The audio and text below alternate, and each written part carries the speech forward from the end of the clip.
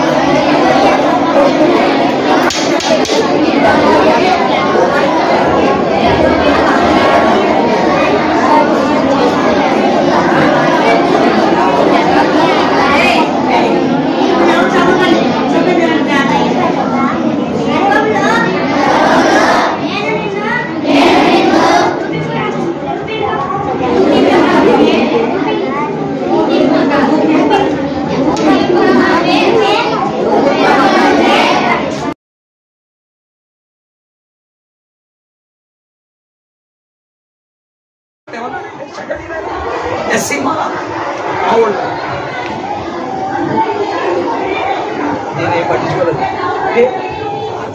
బాగా చెప్పుకోవడం ఏమన్నా ఎన్నా చాలా 12 గంటలకు జరిగిన సంగతులు ఇప్పుడు చెప్తున్నాను. అర్థమైందా?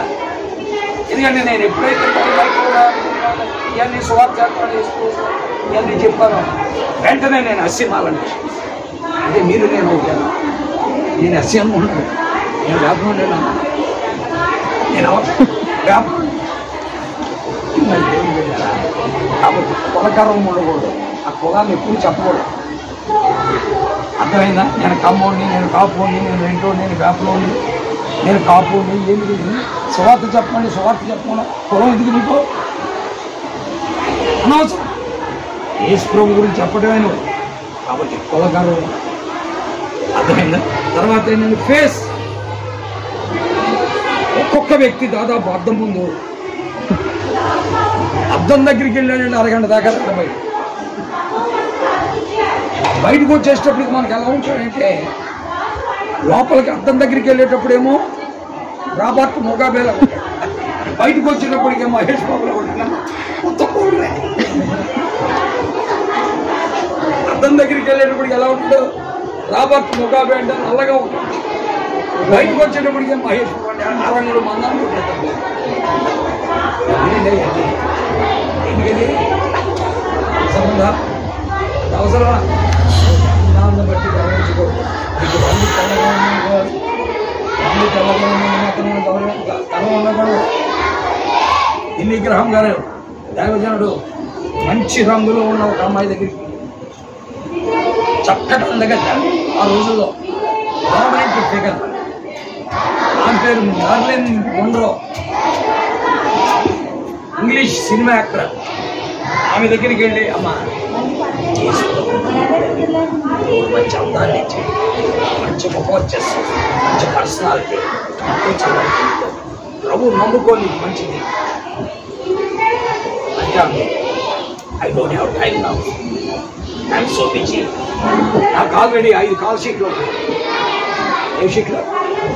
కాల్ షీట్లు అంటే 5 సినిమాలకి రిజర్వేషన్.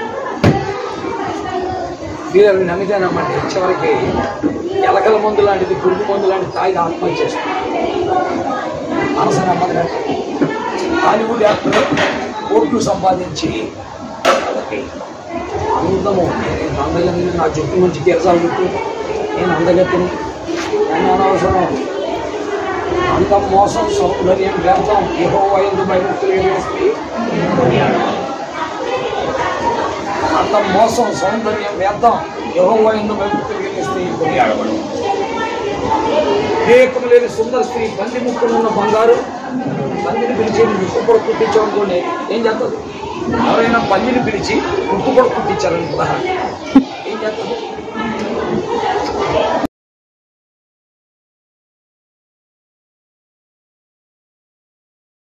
అంటే ఆయన ఎవరు అంటే ఒక చెప్పులు కుట్టే అతను ఏం చేశాడంట, మన ఇండియా దేశస్తులు మనందరం కూడా ఇప్పుడు మన భాష ఏంటండి, మన ఆంధ్రప్రదేశ్ భాష ప్రస్తుతం మనము తెలుగులో మనం బైబిల్ చదువుకోగలుగుతూ ఉన్నాం కదా.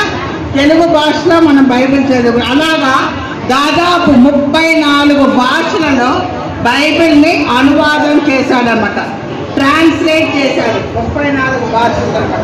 కాబట్టి William Carey the shoemaker who gave Bible to India. మన దేశస్తులందరము కూడా బైబిల్ మన చేతిలో పట్టుకొని మనము చదువుకోవడానికి, ప్రార్థన చేసుకోవడానికి, ఇంకా నిజమైన దేవుడి గురించి తెలుసుకోవడానికి మరి విలియం కేరీ గారు మనకు ఎంతో సహాయము చేశాడు అన్నమాట. చూడండి ఇక్కడ ఈయన ఎవరంటే విలియం కేరీ గారు. నోటి మీద వేలేసుకోవాలి. సిట్ ప్రాపర్లీ అన్న నిన్నే, సిట్ ప్రాపర్లీ సరిగా కూర్చోవాలి. సరే, ఇప్పుడు విలియం కేరీకి ఆయనకి వాళ్ళ నాన్నగారు ఉన్నారన్నమాట విలియం. ఆయన ఏంటంటే ఒక టీచర్ అన్నమాట. ఆయన ఏంటి టీచర్. తనకి ఇంకా 2 అక్కలు ఉన్నారు. ఎవరున్నారు? 2 అక్కలు ఉన్నారు అన్నమాట. చూడండి ఇక్కడ విలియం కేరీకి చిన్నప్పటి నుంచి ఎంతో ఆసక్తి గలవాడు అనమాట. చెట్లు ఎక్కేసి చెట్ల పైన చిన్న పిట్టలన్నీ సేకరిస్తాడు, తన ఇంట్లో పెట్టుకున్నాడు అనమాట. తర్వాత చిన్న పిట్టలు అంటే బర్డ్స్, చిన్న పురుగులు, ఇవన్నీ తెచ్చి పెంచుకుంటా ఉండేవాడు అనమాట.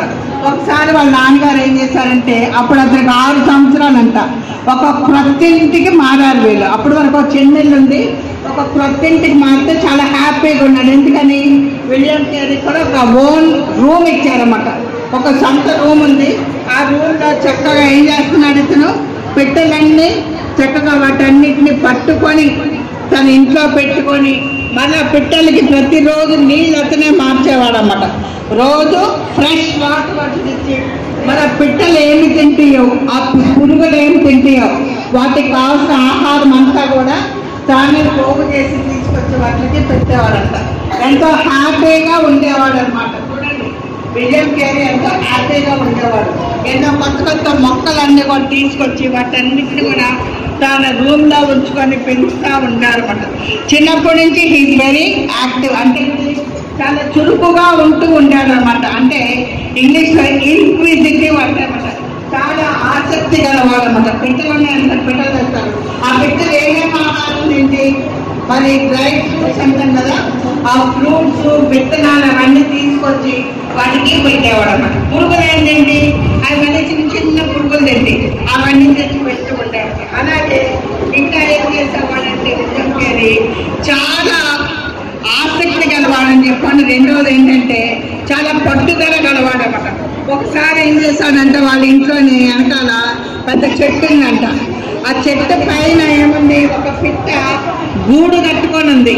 ఎలాగన్నా ఆ గూడులో నుంచి ఆ పిట్టల్ని తీసుకొచ్చి తన ఇంట్లో మరి బర్డ్ హౌస్లో పెట్టుకోవాలని అనుకున్నాడన్నమాట.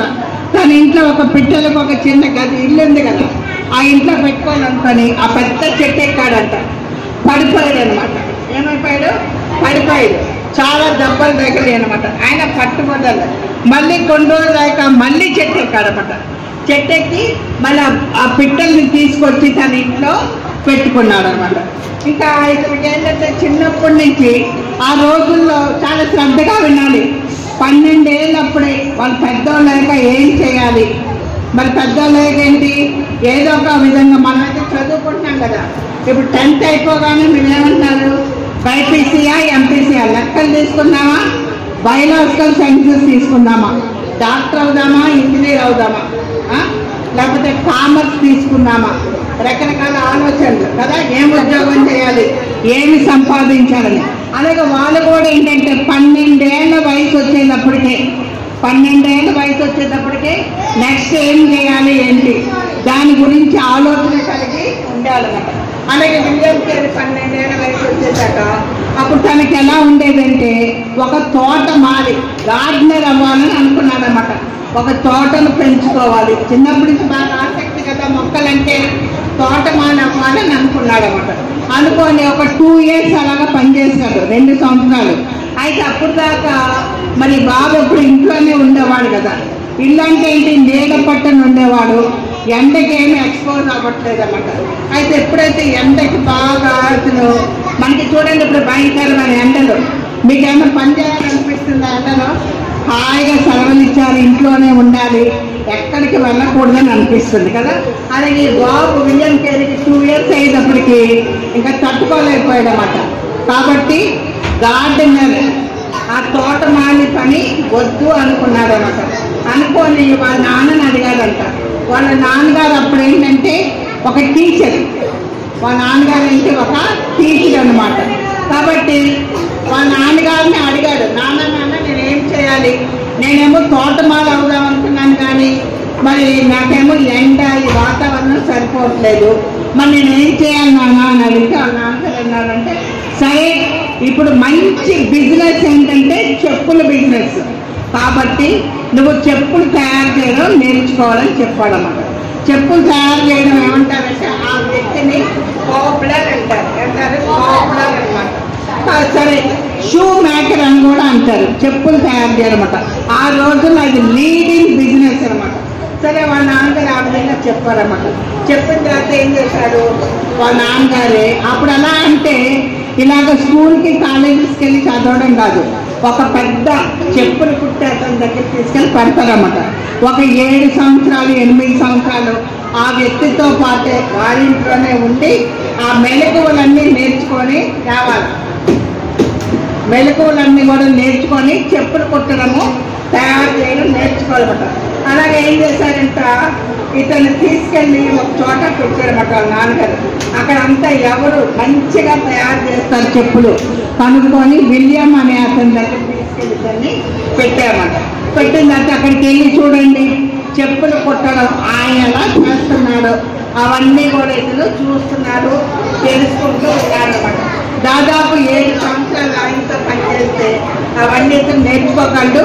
తిని కూడా సొంతంగా చెప్పులు కుట్టే షాపు పెట్టుకోవచ్చు అన్నమాట. ఇటు అల్లరి చేసినోడికి భోజనం లేదు, ఏమి లేవు. అర్థమైందా? నడుచుకుంటే వాళ్ళ ఇంటికి మాట్లాడకండి. మన మిషనరీ పేరు ఏమన్నాము, విలియం కేరీ కదా. ఇప్పుడు ఏం చేస్తాడు, గార్డెనింగ్ పని వద్దనుకున్నాడు, తనకి సరిపోవట్లేదు కాబట్టి ఏం చేయాలనుకున్నాడు, షూ మేకర్, చెప్పులు తయారు చేయడం నేర్చుకున్నాను, జాయిన్ అయ్యాడు అనమాట. ఆయన దగ్గర జాయిన్ అయ్యి అక్కడ చెప్పులు కొట్టడం తయారు చేసుకున్నాడు. అప్పుడు దాకా ఏంటంటే విలియం కేరీకి ప్రకృతి అంటే చాలా ఇష్టం అన్నమాట, న్యాచురల్ ఇష్టం. ఇంత చెప్పాను కదా, ప్రతిరోజు ఏం చేసేవాడని చెప్పాను. మొట్టమొదట పక్షులు చెట్లు, ఎత్తైన చెట్లు ఎక్కి వాటిలో ఉన్న పక్షులు తీసుకొని వచ్చి తన గదిలోనే పెట్టుకొని వాటిని పెంచేవాడని, రకరకాల పురుగులు, రకరకాల మొక్కలు అవన్నీ కూడా సేకరించి తీసుకునేవాడని చెప్పాను కదా. చాలా న్యాచురల్ ఇష్టం అన్నమాట. అంటే ప్రకృతి అంటే ఎంతో ఇష్టం. రెండేమని చెప్పాను, ఇన్క్విజిటివ్ పర్సన్, ఎంతో ఆసక్తి కలవాడనమాట. మూడేమన్నాము సెల్ఫ్ డిటర్మిన్ అనమాట. ఏదైనా పనులంటే బాగా పట్టుదల, ఆ పట్టుదలతో ఆ పని మొదలు పెట్టిన పని ముగించే వరకు అతనికి నిద్ర పట్టదన్నమాట. ఆ విధంగా ఉండేవాడు. సరే, ఇప్పటి వరకు ఏంటంటే ప్రకృతి అంటే ఇష్టము, దేవుడు అంటే ఇష్టము, కానీ దేవుడు చేసిన పనులంటే ఇష్టము, కానీ నిజమైన దేవుడు ఎవరో తెలియదు అనమాట. యేసు ప్రభు గురించి తనకి తెలియదు. అయితే ఏమైందంటే తన యజమాని దగ్గర మరొక అబ్బాయి కూడా ఉండేవాడు. అతని పేరు ఏంటంటే జాన్. వినాలి, నేను చెప్పను కథ, మీకు సరిగ్గా ఇంట్లో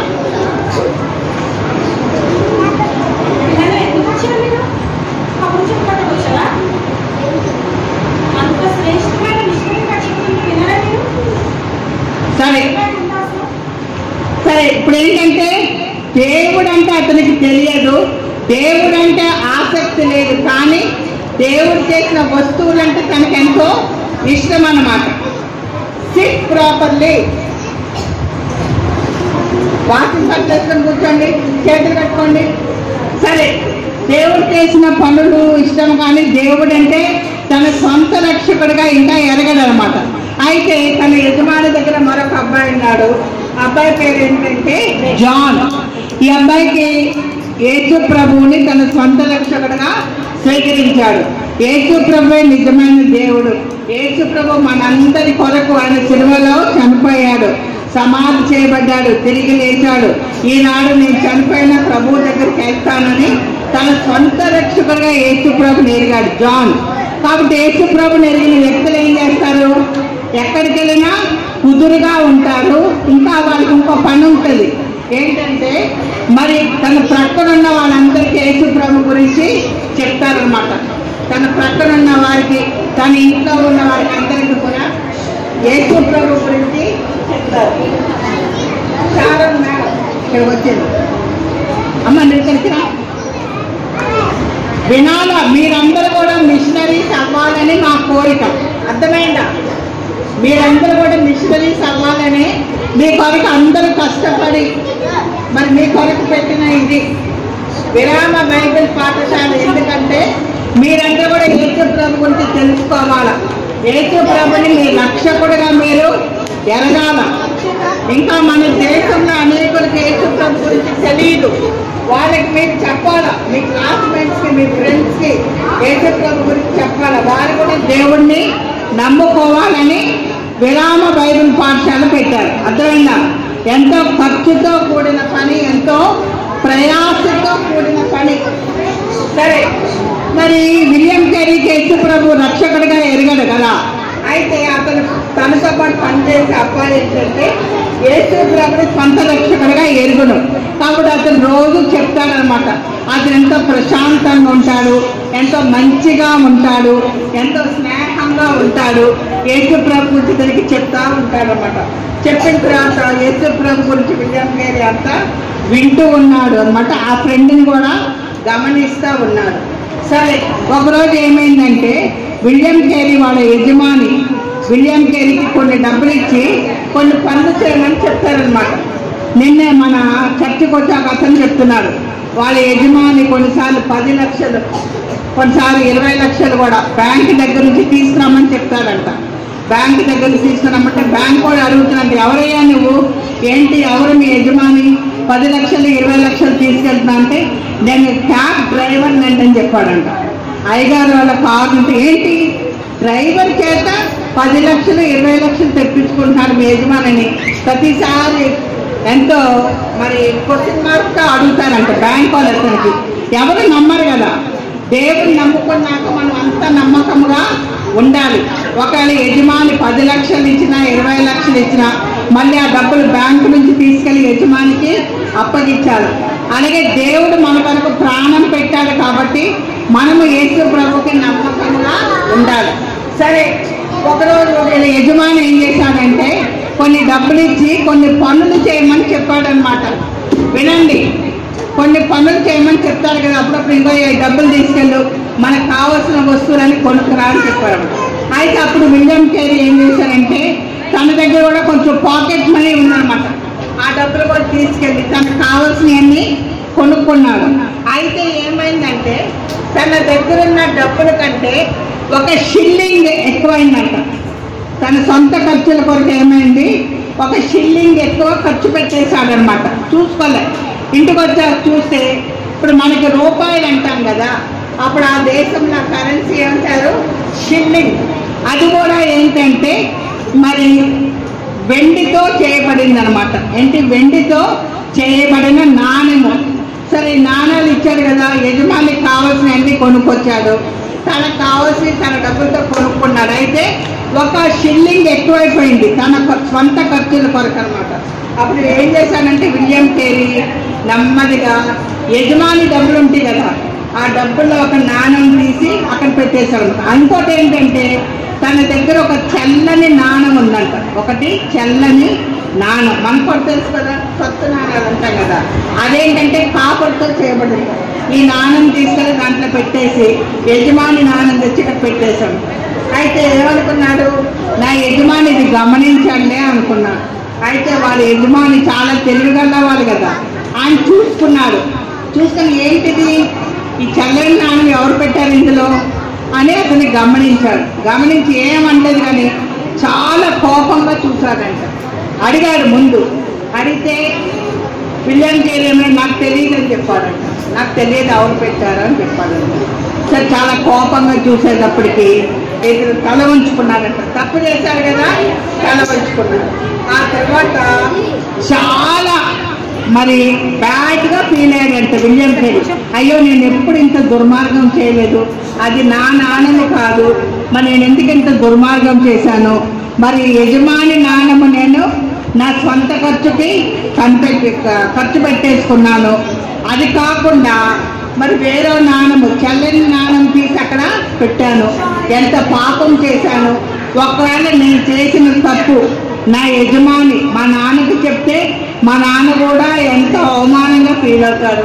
ఈ ఊర్లో వాళ్ళందరికీ తెలిసినా కూడా నాకు ఎంతో అవమానము సిగ్గని ఎంతో అవమానంగా ఫీల్ అవుతున్నాడంట. చూడండి, విలియం కేరీ వాళ్ళ యజమాని అడిగాడు అనమాట. చూడండి, తన చేతిలో కాయిన్ ఉంది. ఏంటి కాయిన్, ఏంటి నా దగ్గర చల్లని నాణం లేదే, ఎందుకు అసలైన నా నాణం తీసి చల్లని నాణం పెట్టాను అని యజమాని అతను అడుగుతుంటే అసలు ఒప్పుకోలేదన్నమాట.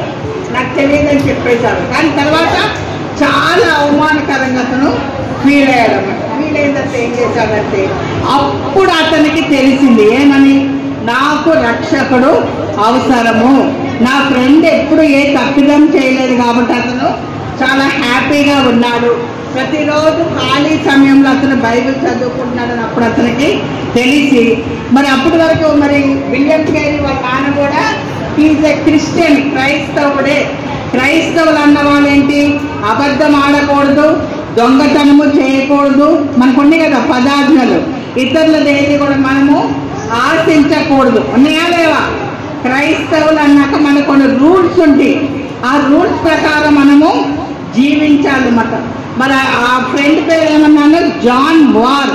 అతను ప్రతిరోజు తిరిగి చెప్పేవాడు అనమాట, నువ్వు యేసయ్యని నమ్ముకో అని చెప్పేవాడు విలియం కేరీకి అనమాట. అయితే విన్నట్టు ఊరుకునేవాడు. ఎప్పుడైతే తిని తప్పు చేశాడో యజమాని అడిగినప్పుడు ఒప్పుకోలేదు, కానీ చాలా అవమానకరంగా చాలా వేదనగా ఫీల్ అయ్యి ఆ రోజు ఏం చేశాడంట, ఇంటికి వెళ్ళగానే తన గదిలో తలుపులు వేసుకొని ప్రార్థన చేసుకుంటున్నాడంట. యేసయ్యా, నేను చేసిన తప్పు దయతో క్షమించు, ఇంకెప్పుడు కూడా నేను ఇలాంటి తప్పులు ఇలాంటి పొరపాట్లు చేయను, నా దగ్గర డబ్బులే నేను ఖర్చు పెట్టుకుంటాను, పొరపాటున కూడా యజమాని డబ్బులు నేను ఖర్చు పెట్టుకోను. ఒకవేళ ఖర్చు పెట్టిన పొరపాటున ఏం చేయాలి? అయ్యా ఒక నాణ్యం ఎక్కువైపోయింది, దయచేసి క్షమించండి, ఈసారి మరి మీరు నాకు జీతం ఇస్తారు కదా, అప్పుడు ఒక నాణ్యం తగ్గించమని అని అడగాలన్నమాట. ఎప్పుడు కూడా దొంగతనము చేయకూడదు, అబద్ధము ఆడకూడదు అన్నమాట. అని మనకి రూల్స్ ఉంది కదా. ధర్మశాస్త్రం అంటే ఏంటి? బైబిల్. ప్రతిరోజు బైబిల్ చదువుకోవాలా, బైబిల్ ఎలా ఉంటే అలాగ మనము నడవాలి కదా. సరే, ఆ రోజు రాత్రి వెళ్ళి మోకరించి ప్రార్థన చేసుకుంటున్నాడంట. యేసయ్యా నన్ను క్షమించు, నువ్వు నా కొరకే కదా సిలువలో చనిపోయావు, మరి చివరి బొట్టు వరకు నా కొరకు రక్తం కార్చావు, ఎందుకు? నేను పాపిని, నా పాపాలన్నీ క్షమించిన కొరకు నువ్వు సిలువలో చనిపోయావు, నా పాపం నన్ను కడుగు, నన్ను నీ బిడ్డగా చేసుకొని ప్రార్థన చేసుకున్నాక యేసు ప్రభు తన పాపాలన్నీ క్షమించాడని దానికి నమ్మకం కుదిరిందన్నమాట. ఎంతో సంతోషంగా అప్పుడు నిద్రపోయాడు. ఇలాగా ఏమైందంటే తన యజమాని చనిపోయాడన్నమాట. ఒక చనిపోతే మరి చెప్పులు నేర్చుకోవాలి కదా, కనీసం 7 సంవత్సరాలు నేర్చుకోవాలి. అప్పుడు వాళ్ళ నాన్నగారు ఏం చేశారు?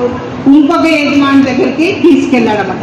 కొంతకాలం అయిందంటే ఆ యజమాని కూడా చనిపోయాడన్నమాట. చనిపోయాక ఆ యజమానికి భార్య ఉంది, 4 పిల్లలు కూడా ఉన్నారన్నమాట. ఈలోగా ఏమైంది? విలియం కేరీ అసలు వాళ్ళు ఇచ్చేది తక్కువ జీతం, కొంతకాలం సొంతంగా చేయాలి, కొంతకాలం వాళ్ళు డబ్బులు ఇస్తారు కదా, పెళ్లి చేసుకున్నారంట. పెళ్లి చేసుకుంటే వాళ్ళిద్దరికే సరిపోవట్లేదు. ఈలోగా ఏమైంది? తన యజమాని చనిపోయాడు. యజమాని భార్య 4 బిడ్డలు ఉన్నారు. వాళ్ళందరినీ కూడా ఇతనంతా మంచివాడు కదా, ఎంతో నమ్మకస్తుడు, ప్రేమ గలవాడు కాబట్టి నా యజమాని చనిపోయారు, అతని భార్య బిడ్డలు కూడా దిక్కులేని వాళ్ళు అయిపోయారని వాళ్ళ బాధ్యత కూడా తీసుకొని ఆ షాప్ కూడా ఇతనే చూస్తూ ఉన్నాడనమాట. కాబట్టి ఇతని మీద భారం ఎక్కువైపోయిందన్నమాట. అప్పుడు మళ్ళీ ఆలోచన చేశాడు, వినండి, నాకు వచ్చిన జీతం నాకు సరిపోవట్లేదు, నేను ఇప్పుడు ఏం చేయాలనుకుని ఏం చేశాడంట, ఈవినింగ్ స్కూల్ పెట్టాడన్నమాట. సాయంకాలము స్కూల్. అప్పుడు పగలంతా అందరూ పని చేసుకుంటారు కదా, చాలా మందికి చదువుకోవాలంటే ఇంట్రెస్ట్ ఉంటుంది కానీ చిన్నప్పుడు చదువుకోలేదు, వాళ్ళ అమ్మా నాన్న చదివించినప్పుడు వాళ్ళు చదువుకోలేదు. పెద్ద యొక్క పిల్లలు చదువుకుంటుంటే వాళ్ళకు కూడా చదువుకోవాలని ఆసక్తి అనమాట. కాబట్టి ఈవినింగ్ స్కూల్లో వెళ్ళి చదువుకోవడం, ఈవినింగ్ స్కూల్ పెట్టి అందరికీ చదువు నేర్పడం మొదలుపెట్టాడు. విలియం కేరీ చెప్పారు కదా, 12 ఏళ్ళకే లాటిన్ నేర్చుకున్నాడు, 14 ఏళ్ళప్పుడు హీబ్రూ లాంగ్వేజ్ నేర్చుకొని హీబ్రూ లాంగ్వేజ్లో బైబిల్ చదవడం మొదలు పెట్టాడని చెప్పా. అలాగే బైబిల్ ఎంతో శ్రద్ధగా చదువుకుంటూ ఉన్నాడు అనమాట. ఇప్పుడు ఏం చేస్తున్నాడు? మరి ఇప్పుడు తన భార్య, అది కాకుండా తన యజమాని యొక్క భార్య, 4 పిల్లలు, వాళ్ళ షాప్ కూడా చూసుకుంటున్నాడు. కాబట్టి సరిగ్గా ఏంటంటే మెయింటెనెన్స్ అసలు సరిపోవట్లేదు. కాబట్టి ఏం చేస్తున్నాడు? ఈవినింగ్ కాలేజ్, సాయంకాలం స్కూల్ పెట్టాడు. కాలేజ్ కాదు, స్కూల్ పెట్టాడు. అప్పుడు పగలంతా పనులు చేసుకునే వాళ్ళు వచ్చి చదువుకుంటున్నారు. ఇతనికి కొంత ఫీజు ఇస్తున్నారన్నమాట, చదువు చెప్తున్నందుకు కొంత ఫీజు ఇతనికి ఇస్తూ ఉన్నారన్నమాట. ఆ విధంగా తన పోషణ కొరకు తాను కష్టపడుతూ ఉన్నాడు. యజమాని యొక్క కుటుంబం కొరకు కూడా తాను కష్టపడుతూ ఉన్నాడన్నమాట. పగలంతా ఏం చేస్తాడండి? మరి చెప్పులు కుట్టే పని, సాయంకాలము స్కూల్లో అందరికీ చదువు నేర్పడం, రాత్రి ఏం చేస్తాడు? బైబిల్ ఎంతో శ్రద్ధగా బైబిల్ మొత్తం చదువుతూ ఉన్నాడన్నమాట. ఎంతో శ్రద్ధగా బైబిల్ చదువుతున్నాడు. పొద్దున్నే లేస్తాడు, మరి రాత్రి చీకటి పడ్డాక నిద్రపోతాడన్నమాట. ఒకరోజు ఏమైందంటే విలియం కేరీ చాలా ఆసక్తి కలవాడని ఒకళ్ళకి కెప్టెన్ కుక్ యాత్రలు అన్న బుక్ ఇచ్చారన్నమాట. వినండి, కెప్టెన్ కుక్ యాత్రలు, కెప్టెన్ కుక్ వాయేజెస్ అనే బుక్ ఇచ్చారన్నమాట. ఆ బుక్లో ఏముందంటే కెప్టెన్ కుక్ అనే అతను అనేకమైన యాత్రలు చేశాడని ఆ బుక్లో ఉందన్నమాట. అతను ఏమని రాశాడంటే, నేను ఎన్నెన్నో క్రొత్త స్థలాలు చూశాను, క్రొత్త ఐలాండ్స్, ద్వీపంలు చూశాను, కొత్త దేశాలు చూశాను. అయితే ఒక విచారింపదగిన సంగతి ఏంటంటే చాలా మందికి యేసుక్రీస్తు నిజమైన దేవుడని తెలియదు. చాలా మందికి అన్నది, ఇంకా అనేకులకు అన్నాడన్నమాట, యేసుక్రీస్తు నిజమైన దేవుడని తెలియదు. అందరూ కూడా డబ్బు సంపాదించుకోవడానికి, మరి నేను చాలా దేశాలు చూసాను గొప్పలు చెప్పుకోవడానికి చూస్తూ ఉన్నారు. కానీ మరి ఎవరు కూడా వెళ్ళి యేసు ప్రభు సేవ చేయాలని, యేసు ప్రభుని ఇతరులకు చెప్పాలని, మిషనరీ అని చెప్పాం కదా, అలాగే ఎవ్వరు కూడా వెళ్ళటం లేదని గుర్తించాడనమాట. గుర్తించి ఎంతో చింతిస్తూ ఉన్నాడనమాట. విలియం కేరీ గారు ఇలాగ ఉన్నప్పుడు ఏం చేశాడంట, అనేకులకి చెప్తూ ఉన్నాడనమాట. ఇదిగో చూడండి, మన దేశం అంటే క్రైస్తవ దేశం అని చెప్తున్నాము, అందరికీ యేసు ప్రభు నిజమైన దేవుడు, జీవన దేవుడు అని తెలుసు, కానీ చాలా మందికి యేసు ప్రభు ఎవరో కూడా తెలియదు. కాబట్టి మరి యేసు ప్రభు గురించి చాలా మందికి తెలియదు. కాబట్టి మరి దాని గురించి మనందరం ఎంతో ప్రార్థన చేయాలి. దీని గురించి మనం ఏం చేయాలని అతను ఎప్పుడు ఆలోచిస్తూ, ఎప్పుడు దాని గురించి తాను ప్రార్థిస్తూ ఉన్నాడన్నమాట. అర్థమైందా?